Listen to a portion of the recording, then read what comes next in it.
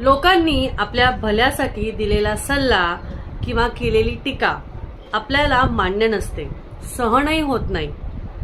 पण खोटी स्तुती, प्रशंसा जी आपल्याला बर्बाद करते ती लगेच डोक्यात लागते, ती लगेच डोक्यात जाते.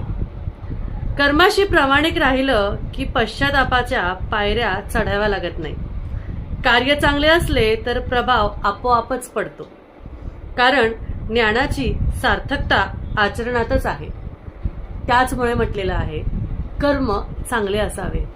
कुठल्याही गोष्टीचं, कुठल्याही कर्माचं फळ कधी ना कधी आपल्याला नक्कीच मिळतं. कर्म चांगले असले की सगळ्याच गोष्टी चांगल्या होतात. त्यामुळे कोणाचं वाईट होईल असं चिंतू नका, पण कोणाचं चांगलं झालं की त्याच्या आनंदात सहभागी व्हा. आजचा हा विशेष तुमच्यासाठी मी मेसेज घेऊन आले होते. श्री स्वामी समर्थ.